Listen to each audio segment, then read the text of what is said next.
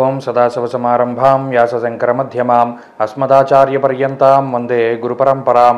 జ్యోతిషశాస్త్రాన్ని భావితరాల వారికి ప్రసాదించిన ఋషుల యొక్క పాదపద్మాలకి నమస్కారం చేసుకుంటూ, అలాగే నాకు ఈ జ్యోతిష విద్యను నేర్పిన గురువర్యులు జ్యోతిష బ్రహ్మ కీర్తిశేషులు శ్రీ ఈరంకి సూర్యనారాయణమూర్తి గారు సూర్యశ్రీ దైవజ్ఞ గారి యొక్క పాదపద్మాలకి నమస్కారం చేసుకుంటూ, ఓం శ్రీ మహాగణాధిపతి నమః, శ్రీ గురుభ్యో నమః, హరి ఓం.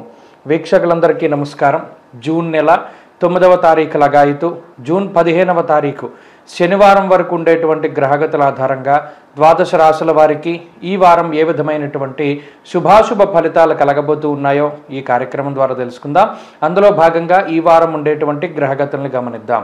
ఈ వారంలో మేషరాశి యందు కుజుని యొక్క సంచారము, వృషభ రాశి యందు రవి బుధ గురుగ్రహాల సంచారము, మిథున రాశి యందు శుక్రగ్రహం యొక్క సంచారము, అలాగే లాభస్థానం మేషమునకు కుంభరాశి యందు శనేశ్వరుడు, మీనం యందు రాహుగ్రహం యొక్క సంచారం కొనసాగుతూ ఉండగా, కేతువు కన్యరాశి యందు ఉండగా, చంద్రుడు కర్కాటక సింహ కన్యా రాశుల్లో సంచరిస్తున్నారు. ఇటువంటి పరిస్థితుల్లో ద్వాదశ రాశుల వారికి ఏ విధమైనటువంటి ఫలితాలు కలగబోతున్నా తెలుసుకుందాం. అందులో భాగంగా కర్కాటక రాశి వారికి ఈ వారం సానుకూలమైనటువంటి గ్రహస్థితి గోచరిస్తూ ఉన్నది.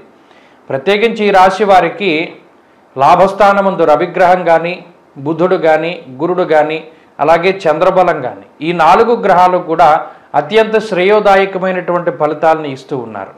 ప్రత్యేకించి లాభస్థానంలో రవి బుధులు కూడి ఉండడం అనేటువంటిది అది చాలా అమృతతుల్యమైనటువంటి యోగము.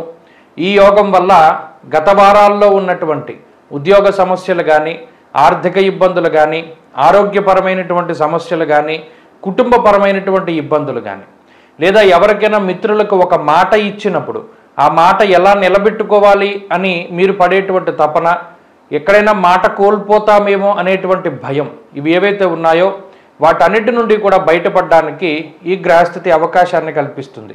అయితే ఈ వారంలో కర్కాటక రాశి వారికి కొంత అనుకోని ఖర్చులు కనబడుతూ ఉన్నాయి. ఆ ఖర్చులు కూడా మీ కుటుంబ సభ్యుల పరంగానో, బంధువులు లేదా మిత్రుల పరంగా కొంత ఎక్కువగా ధనాన్ని ఖర్చు పెట్టేటువంటి పరిస్థితులు, అనగా మీకున్నటువంటి లిమిటెడ్ బడ్జెట్లో కొంత ఎక్కువ ఖర్చు అనేటువంటిది ప్రస్తుతానికి కనబడుతూ ఉన్నది.